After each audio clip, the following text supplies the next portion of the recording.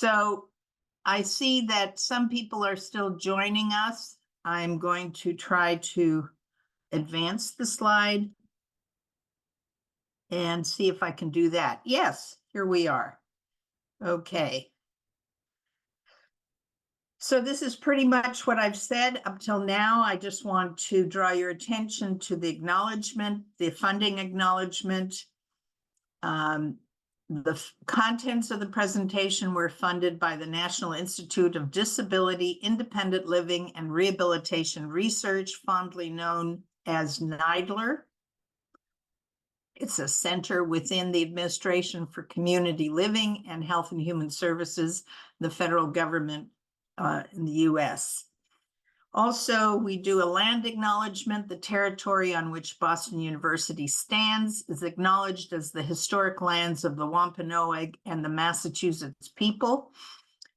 And because this particular center is a consortium, a collaboration between two institutions, there is also a land acknowledgement for the University of Massachusetts Chan Medical School, which we acknowledge as founded and built on the ancestral lands of the Nipmuc people. And I just want to make sure that I don't abuse the time here. All right. So CeKTER, which is what we call the Center for Knowledge Translation on Employment Research for short, is charged with building the capacity in the field of disability employment research to increase the number of effective activities that are undertaken in promoting the uptake of employment information. The KT Academy, which is one element of CeKTER, offers a range of one-hour classes in topics such as implementation, social media, and now training. These one-hour classes can be extended to additional experiential workshops of 2 to 4 more classes of 90 minutes to 2 hours in length for more hands-on understanding of the topic. Lastly, we offer 2 more options for deepening your understanding and building your skills in an area through tailored technical assistance and/or creating a community of practice in the topic overview. So bottom line, today is an overview and introduction. So we've introduced ourselves, and Amanda, if you could launch the poll questions, we'd like you to answer these poll questions so that we learn a little bit more about you. The first question, do you work on employment and disability topics? Okay, so far no one has answered, so there you go. Keep going. We have to wait until you folks answer the questions, so it's okay if you don't, just say so, please. Do you work on employment and disability topics?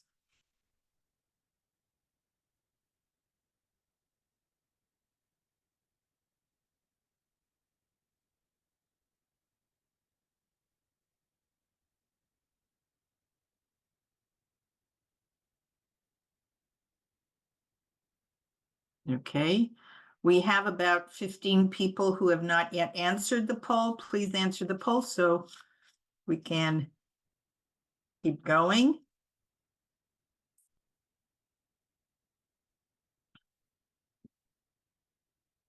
Do you or your organization have a grant award project or a project that focuses on or includes research on topics related to employment and people with disabilities? Just a note, that could be a specific disability or across a range of disabilities. So for example, our center focuses on individuals with mental health conditions or psychiatric disabilities. You may be a cross-disability center. CeKTER is a cross-disability center. Okay.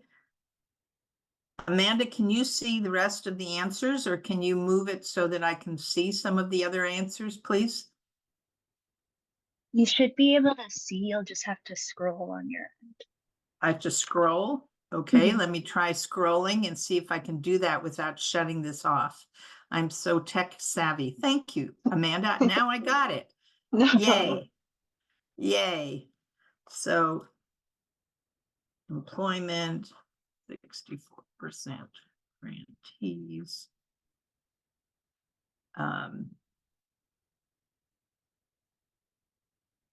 58% are Neidler. Okay, and the one that I would like to see the most, I can't see. There should be, Amanda, there should be a question here on training staff in your organization and your role. That might be in the next poll. Okay, can you put up the next poll then, please? Yes, I can.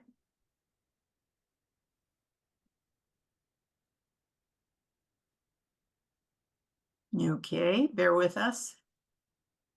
All right, here's some questions about you as a trainer.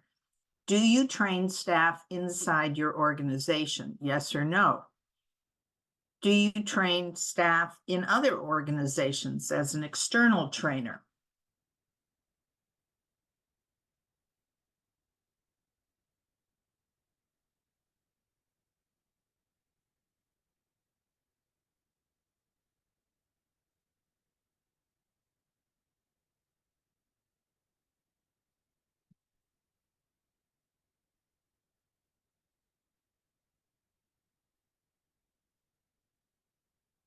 Could you please talk outside again? All right, let's just see how you do here. Half of you are trained staff in other organizations. And, oh, it's quite a mixture. 40% of you are other. Supervisor, program manager, internship supervisor, instructor, independent trainer. Okay. Would you care to put a couple of examples of what other, those of you who are other than these, in the chat box, just so that I know who we have here?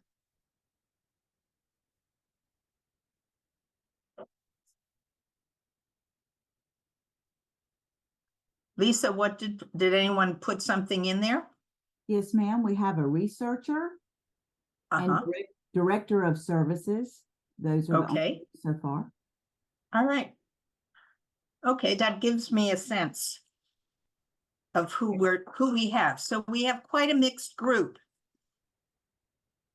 Okay. We have a few more, Marianne. Yeah, we do have go ahead. Director of evidence-based practice, training coordinator, communications and structural technologies, web development. Director oversees the budget and work with contracts. Okay. All right. Yeah. Knowledge translation specialist, research specialist, primarily at NDI. All right. Well, thank you very much and welcome to everyone. Let's close the poll now that we understand a little bit about who we have in the room. Most people do something in relation to the topic of employment and disability.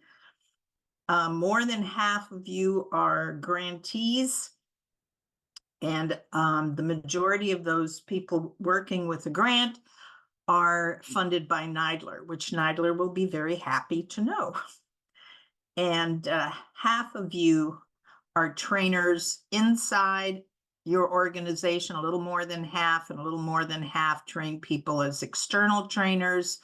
And then it's pretty evenly spread, with a few exceptions in terms of the different roles that you have. And then we have people who are in either supervisory roles, funding roles, or in research.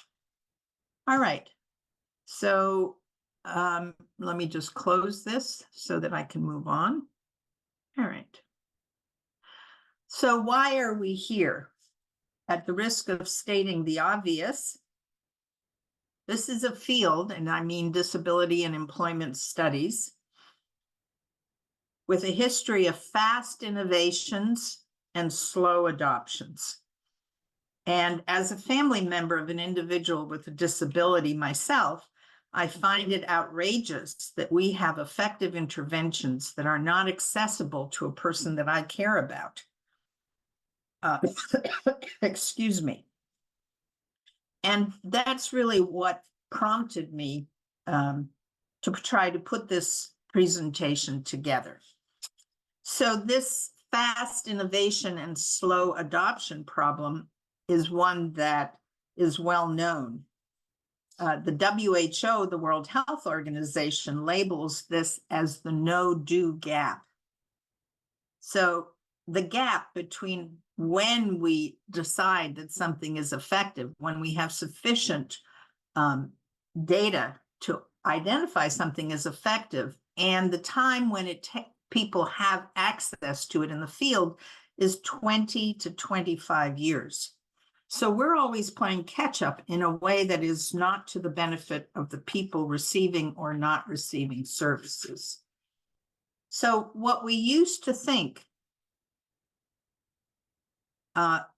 was that we would train the workers and then we would have evidence-based practices in daily practice. So we did. We trained. We tried to train in pre-service settings, universities, to graduate more prepared providers. We did in-service trainings, and sometimes we even trained hairdressers and corner store folks to expand our reach.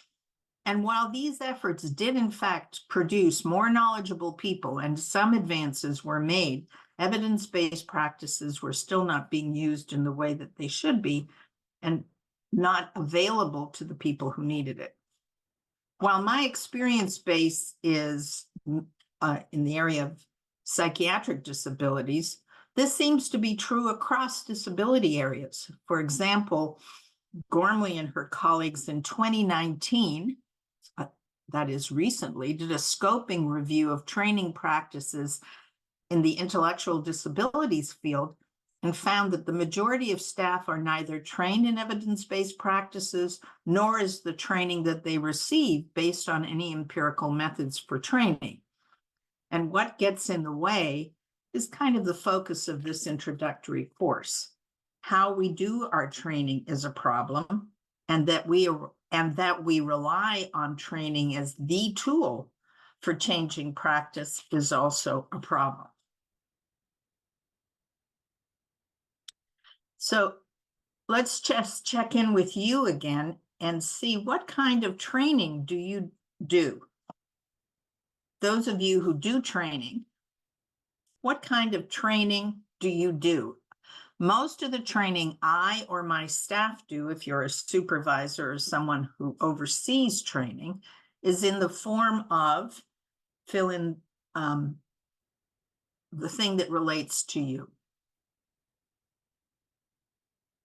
Is most of your training done in the form of workshops, a few hours to 1 or 2 days? Workshops with some form of follow-up consultation? Is it mostly training of trainers or something else?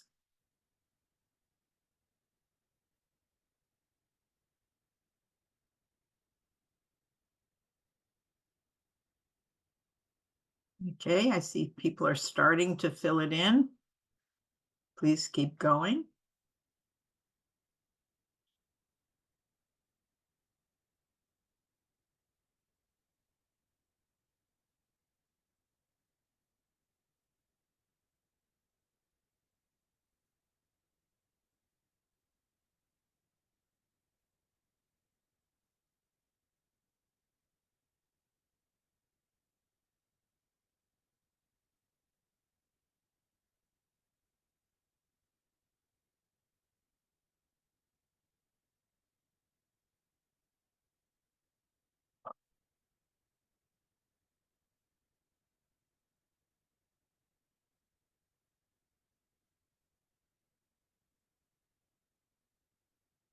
Okay.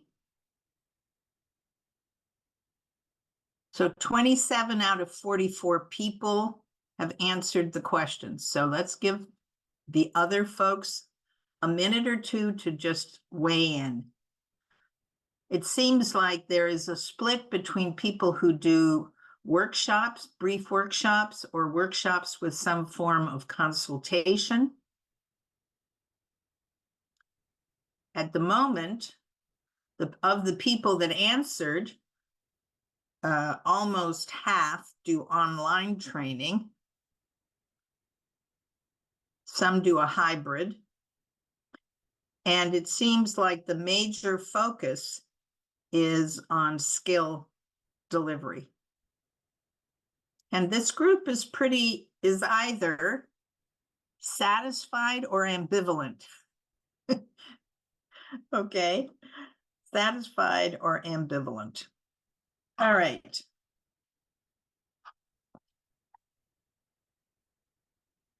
Okay. So thank you for sharing. Those of you who haven't weighed in yet, don't be shy. Okay. All right. So this seems to be a group that has experience doing online training. The majority of you try to improve skills, and you're mostly satisfied with what you're doing, and some are ambivalent. All right.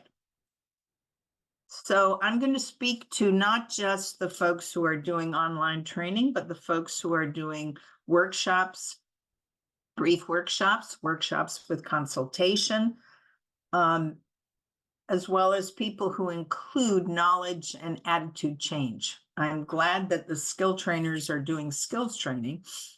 However, I want to make sure that it's clear that this applies to a broader category as well. And all right.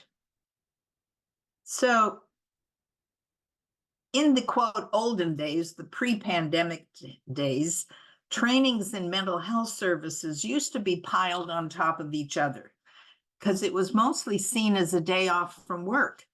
I mean, I saw it like that when I did it. And it usually consisted of a day workshop or a 2-day workshop. And if the providers in the agency enjoyed the training, their enthusiasm sparked others to try it when they returned to the agency. Once that enthusiasm waned, however, daily practice issues and challenges arose, and the new practice died out before it ever really got started, or the trainee left the agency. That was and is still the common practice in many organizations. The second reason short-term training did not translate into more effective practices is that study after study tells us that we forget what we learn. In 4 weeks, no less. If there's sufficient repetition, we may remember some more information, but even then there is a decline. And when we forget, it's hard to deliver that particular intervention. What has the last few years taught us then about the need for us to change how we see training and how we do training? Despite what we know about evidence-based practices, as you're starting to understand my point of view here, and massive amounts of university-based and in-service training over the last 30 years, recent publications still can make this statement. While people with disabilities make up the largest minority in the US, the healthcare workforce is largely unprepared to meet their needs. And that's the Alliance for Disability in Healthcare Education. Or, as a scoping review done by Smith and colleagues revealed, they found that the disability training needs of professionals in 2020 still identified training in attitude and skill sets, as well as policy shifts in order to be able to deliver on the innovations that had emerged over the period of time. So I said that in kind of a confusing way. The scoping review found that the training in attitudes and skill sets that had been undertaken also required policy shifts in order to make it feasible, as well as the training, as well as the training. And third, of course, the freight train that roared through all services over the last 2 to 3 years dragged a lot of us into the 21st century out of need. For example, before COVID, only 7% of psychologists used telemedicine. During and after, shortly after, 83% are using it. No one was prepared or really knew how to do it, if you were anything like us. Practitioner training in remote technologies is now considered urgent and encouraged. And whether we want to or not, we've had to take a long look at how we're tooling up our workforce to deliver effective practices. So the point that I want to make here is that even though we thought these issues were in the past, review after review has identified the fact that it's still very much with us. Our workforce is largely unprepared, that training by itself is insufficient, and that this new factor of telemedicine, remote service delivery is leaving many of us flat-footed and not really knowing how to conduct training that will help people to do that better. So what do we know about effective types of training formats? The question, of course, what works, begs more detail. Works for what? Works for whom? As we go through this section, I'm going to stop on a regular basis to take questions. And Lisa is going to monitor the chat box so that you don't have to remember them and ask them at the end. And she's going to give me a sampling of your questions, and I'll try to answer as we go along. All right, so in order to talk about effective types of training formats, I want to take a moment to say, what is staff training? There are many ways to define training. It's more than just teaching information. For the purposes of this webinar, staff training means conducting a systematic series of instructional activities to help a person or a group increase their understanding of or capacity to deliver new methods of service. Systematic series of instructional activities. So we're not talking about a solitary, in the moment, on-the-job correction of behaviors, although at-elbow correction of behaviors can be part of a larger training plan. We're not talking about a solitary or even a series of theoretical lectures on the concepts of an intervention, although didactic presentations certainly can be part of a larger training plan. We are talking about a systematic series of instructional activities. Why is it important? Because it allows participants to increase their knowledge, attitudes, or skills. And when do we do it? When individuals with disabilities can benefit from an intervention that is currently lacking. The next section will share the latest research on what works to improve knowledge, attitude, and/or skills. And these are the results of a systematic review of studies on training, as well as individual research studies done on various aspects of that topic. All right. So what types of training produce or do not produce use, which is our major focus? We found that workshops only demonstrate improvements in knowledge and attitudes compared to a baseline.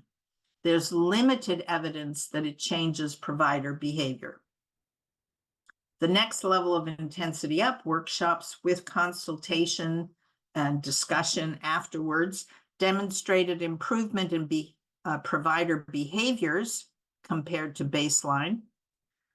The more people participated in consultation calls, of course, the better the outcomes were.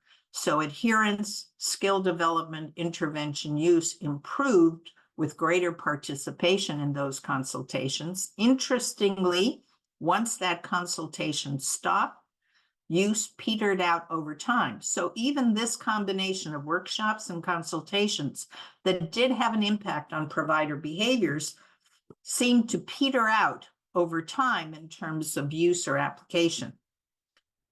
The use of fidelity scales to measure performance did increase chances of retention of the skill development. Following consultation periods, knowledge and attitudes did not improve above and beyond workshop-only conditions. So if people's knowledge base and their attitudes about the intervention changed initially during the workshop, it didn't change anymore by having consultation. Let's look at train the trainer, which is another favorite part or methodology for improving the delivery of evidence-based practices. Training trainers is a common strategy when you're embedding a practice. It gives you a natural way to retrain staff or to train new hires in evidence-based practices that you want to have delivered. So one of the questions always has been, are the trainers that you train as good as the original experts in training other people?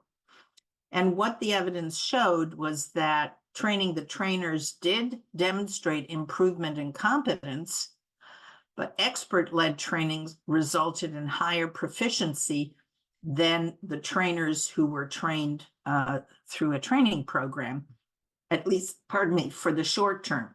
So for example, in motivational interviewing, they found improvements in the provider's motivational interviewing performance in both conditions, both the condition of being led by an expert and those who were trained to train.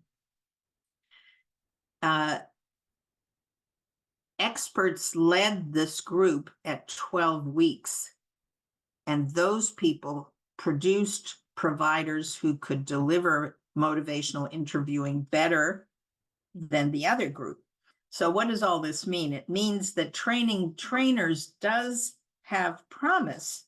I mean, both groups, in fact, improved the competence of the people they were training, but new trainers might need more time to develop the nuances of the work in order to be able to match the expertise of the experts, which makes a lot of sense, of course. All right.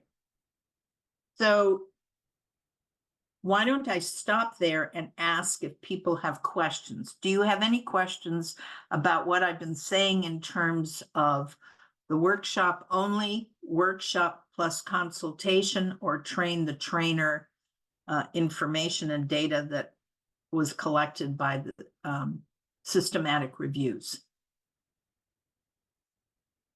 Okay. All right, no questions? Lisa? No questions yet on that topic.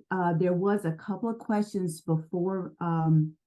Several people wanted to see if you would be sending out copy of the slides. Okay. Amanda? Are you there?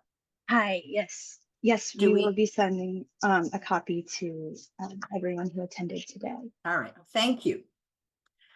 All right, so we talked about workshop only, which appears to be good for knowledge and attitudes.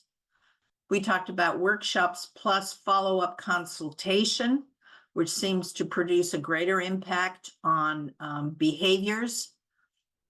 And however, retention seems to reduce once the consultation is over, with some amelioration of that problem with the use of fidelity scales. We talked about training trainers. Let's talk for a moment about online training. Online training is a big catchphrase. It could mean self-paced online training. It could be instructor-led. The research here was not that specific. What do we know about its effectiveness? We know that it demonstrated improvements in knowledge and skill relative to baseline, and there was some demonstrated increase in the use of interventions through online training.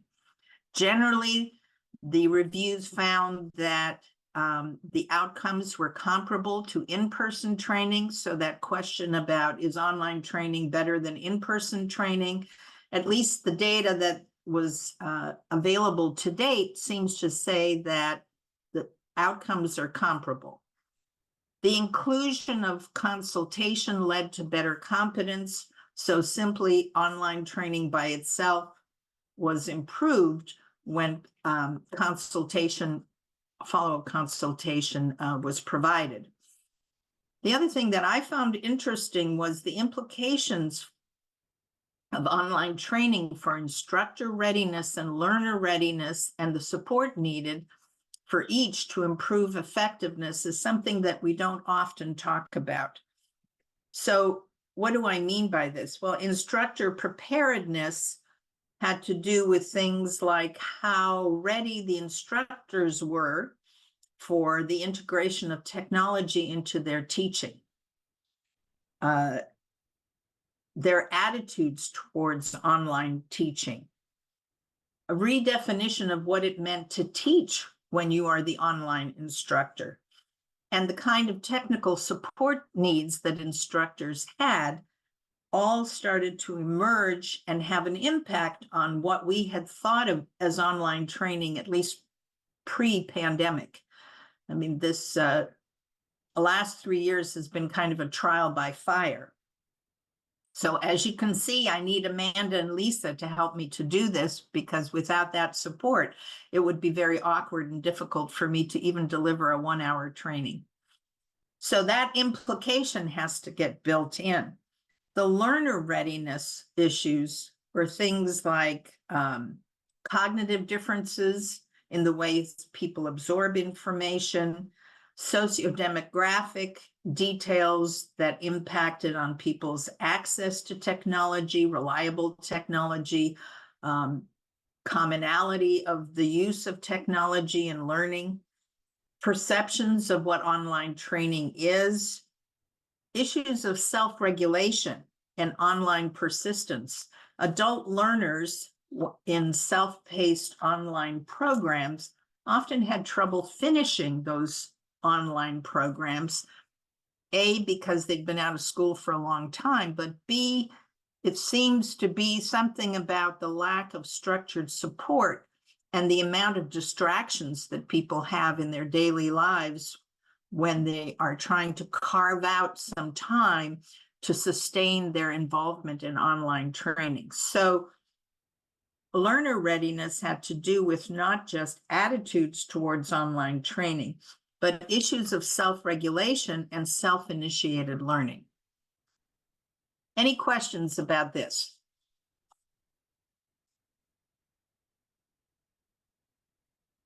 All right.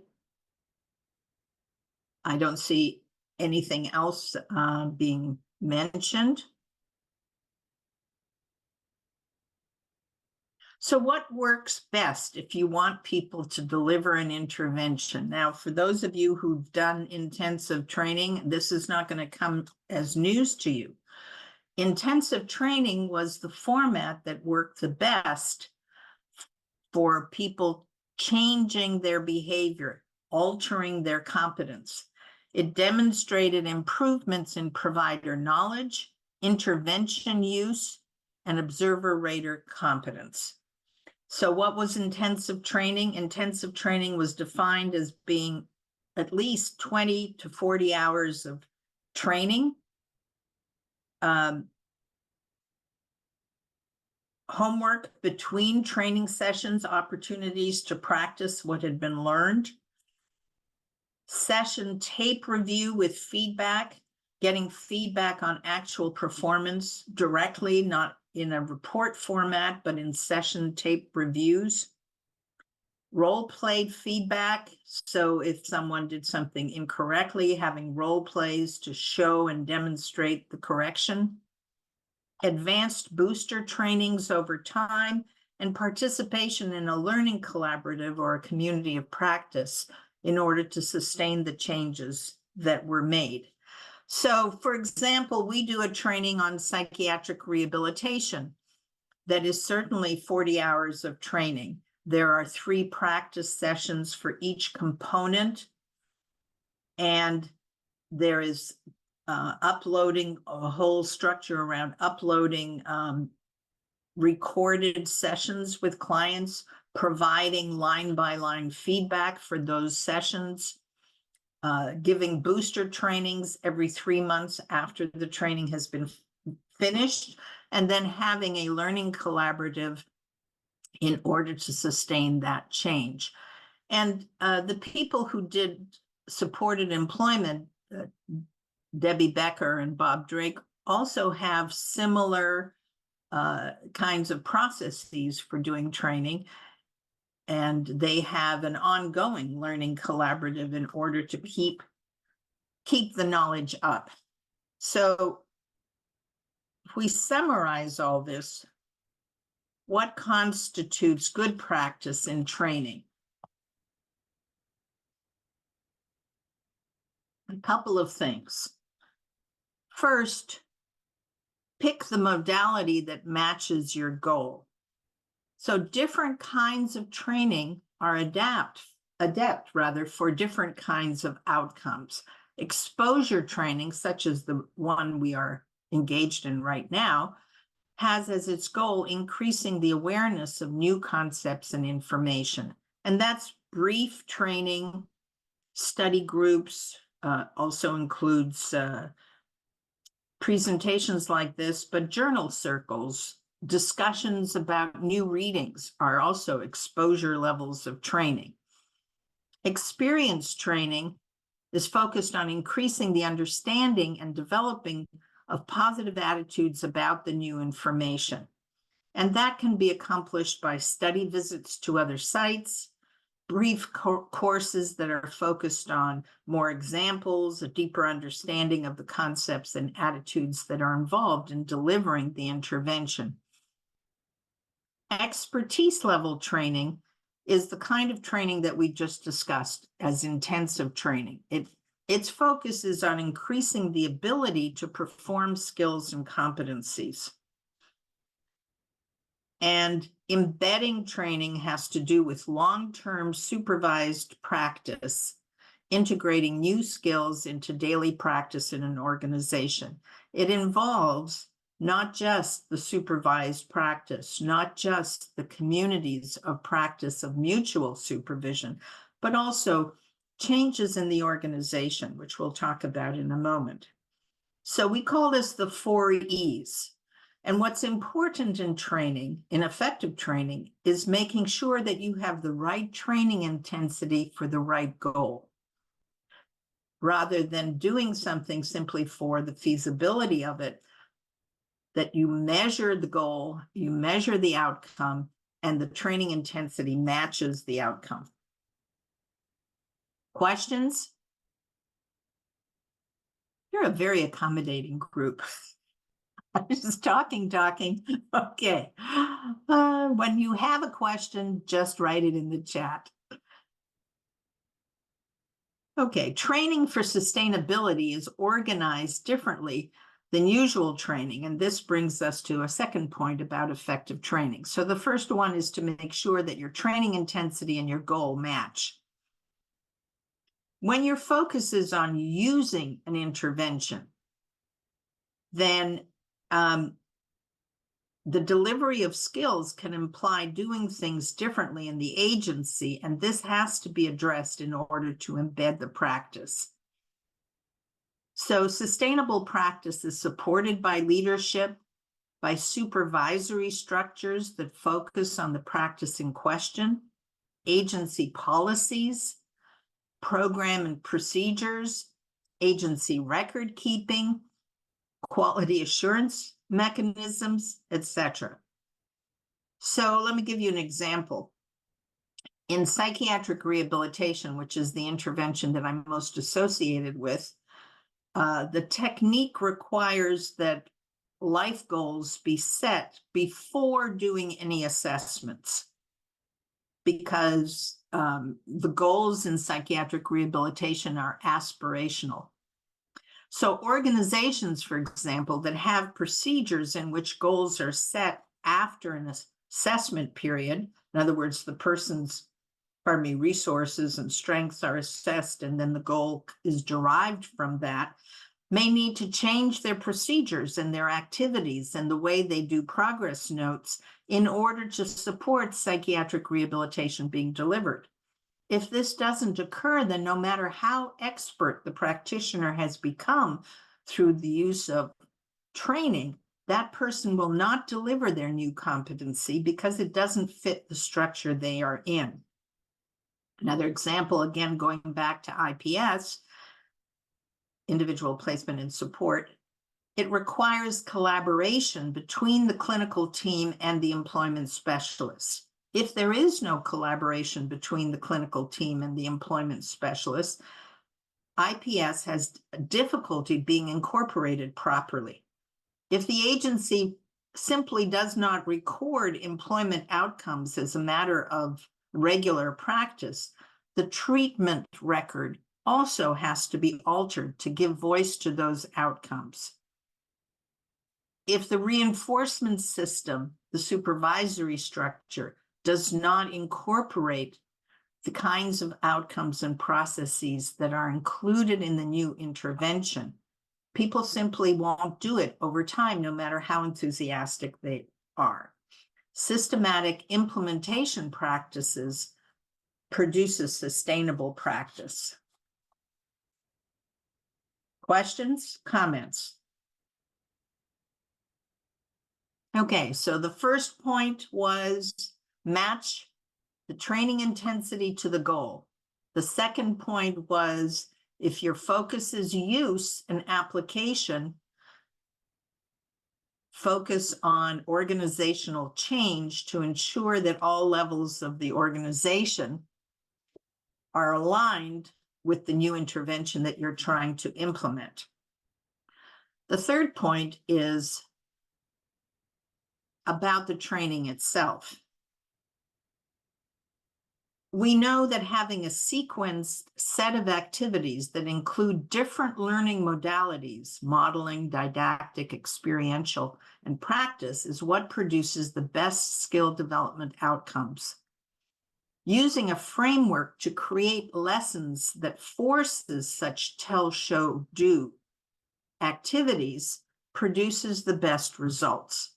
So the development of a set of competencies require principles of universal design, which is what I was talking about when I mentioned the variety of learning modalities to accommodate different learning styles, different ways of engaging and practicing with specific feedback and ongoing coaching. And one example of this kind of framework is a framework that we call ROPES that I'm going to talk about for a moment here. One such framework. Our ROPES is a way of organizing a lesson plan or a module, if you're doing an online training program, that takes the universal design principles into account and ensures that a variety of learners can absorb the information. We start with R, which stands for review, reviewing what people are bringing to the table. What do they know or understand about the topic before you begin? Kind of like the poll questions that I asked at the beginning was a review step. Open-ended questions to explore their experience and understanding of the thing you're about to present. O stands for overview. During the overview, the facilitator engages participants in a discussion about the basics in the content outline, definition, critical skills, and benefit. So providing an image of what the whole skill is with an understanding of the definition, what's involved, and what are the benefits. P stands for presentation. This is where the tell, show, do that I mentioned is built into each critical behavior. So we present each critical behavior individually, tell something about it, demonstrate it, and then have people do it. And the do requires standardized feedback. I mean, not the feedback is not standardized, but feedback that is related to some standard criteria so that people begin to develop a sense of whether they are or are not doing the particular behavior that's needed. That's the presentation. E stands for exercise. Exercise pulls everything together. It's one big integrative experience in which the learner gets a chance to try all pieces of the skill that you're presenting. And then S stands for summary, in which you're closing off the lesson by helping people to remember and identify what the different learning points were that they got within that particular lesson. So if we were doing a workshop series, for example, we would practice developing ropes. Here, I'm just mentioning it to you to give you some image of what a framework actually means. All right, so I've talked about a lot of things. Some things may be familiar, some things were not. By now, you may be wondering if and when I'm ever going to talk about online training and the wonderful world of AI, etc., that's been in the news for so long. And this is what I have to say about it. In mental health settings, for example, simulation training, virtual reality, has been shown to increase empathy in professionals because it enables staff to understand the service user experience. And that's something to think about. Benefits have been reported involving service users and their experience in such training. So virtual reality is really helpful, simulation training apparently, to increase empathy in professionals, which I thought was pretty interesting myself. Of course, the challenges in using AI, artificial intelligence, and virtual reality kind of tools is that it's very resource intensive. It's expensive. It's not scalable in many organizations. AI may be sexy, but it's not yet clear how to do it, when to do it, with whom to use it, and for what kinds of outcome. So the bottom line is these innovations are exciting and we have to get with the program, if you like, and certainly we need to learn how to use them if they're feasible and they're ready for use. However, as we saw in a consortium of universities that run MOOCs, I don't know if you know what MOOCs are, massive open online courses that regularly have 5,000 to 10,000 students enrolled in them, they typically lose 70 to 80% of their participants, even though they have a lot of resources for great videos, cool apps, voiceovers, every bell and whistle that you can imagine. Snazzy can certainly be fun, and training doesn't have to be boring, but snazzy does not take the place of solid learning principles. Some things just are not 1-minute YouTube experiences, and learners need to be prepared for the intensity that's involved in skill teaching. We know from research that more bells and whistles do not produce better results by themselves. They might help momentary engagement, but even that becomes less over time. It declines over time because people get accustomed to that particular bell and whistle, and it's no longer innovative, and then it's no longer that fun. Fewer bells and whistles also do not produce less results. The focus has to be on adult learning issues, content relevance, and instructional design. So what about online training? Remember this graph I gave you? Online training is as effective as in-person training under certain conditions. For example, when each segment of the module or the training component is 20 minutes or less, even if the entire course is intensive, 20 to 40 hours, people seem to be able to tolerate information best within about 20-25 minutes. Online training is only a delivery system for workshops and lectures. You still need ropes as a framework or some other framework in order to be able to organize the information in a way that makes sense for the brain. People get tired online, as you probably know, the Zoom fatigue. So 20 minutes at a time is the max for self-paced modules. otherwise known as asynchronous. In other words, people do it on their own time, especially for self-paced modules. Adult learners have a hard time completing things when they do it self-paced. As I said before, they get distracted by other things. They haven't been in school for a long time. They've forgotten how to study and how to learn.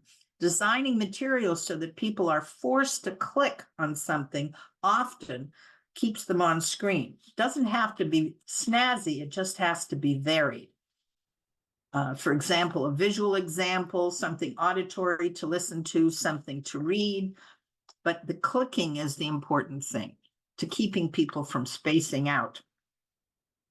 So creating online learning requires a comprehensive plan.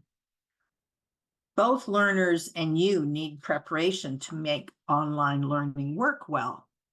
You need to make sure you have flexible, easy tech support, that the course doesn't require fancy equipment to run it properly because people have all different kinds of bandwidths, that you have some kind of framework that keeps it organized, that people have a sanctioned time to do the lesson. When you do in-person training, you usually carve out some time in the organization for people to have the training. You have to do that for online training to work.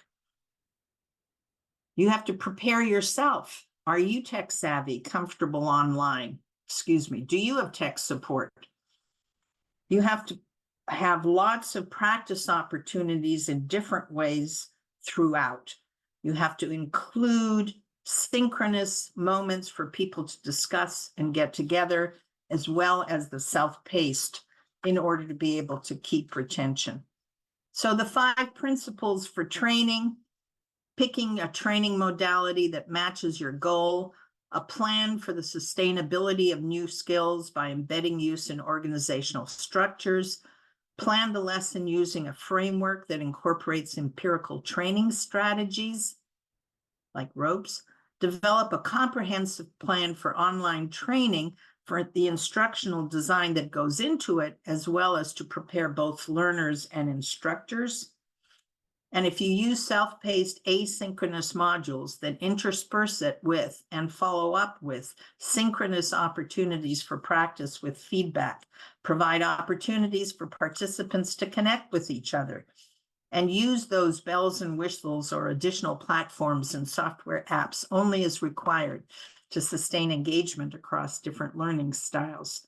Of course, these are not the only training principles to run your training by. Interpersonal skills are key to any kind of training. People don't learn from people they don't like, as we know. I assumed you know that, so I didn't include it. Doing an online course is challenging. If it's asynchronous, it's very tricky. These 5 principles are a good start for you to consider in the next training plan that you create. All right.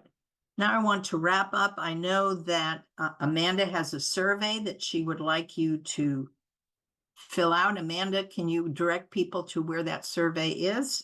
Yes, I can. Hi, everybody. I just want to thank you for attending our CeKTER webinar event. I'm about to send the survey link in the chat if you wouldn't mind filling that out. We would really appreciate it, as your feedback helps us to develop interesting and relevant events that you actually want to attend. When you answer the survey, it gives you the option to enter your email at the bottom to receive news and updates on future CeKTER events. But if you choose not to fill out the survey, you'll also receive a follow-up email from Zoom in the next few days that allows you the same opportunity. Thank you, Marianne, and thank you everyone for attending. Thank you, everyone. We'll wait for you to finish the survey. And while you're doing the survey, I put up some information for you if you want to do the follow-up training workshop series, or if you would like to join a community of practice to share tips and resources, experiences of training over time. There is the link, the email address, can't even talk anymore, to be able to do that. Lisa, I see someone had a question. Do you want to just let me know what that is? It wasn't a question. It was a comment saying thank you from okay. Colleen McKay. All right. Well, we'll get that later then. I guess I just want to say this to the people who are remaining. Many of the ideas that I brought up in this presentation are well known. So we know what to do. Now all we have to do is to go out and do it. And I invite you to do that. So thank you for your attention.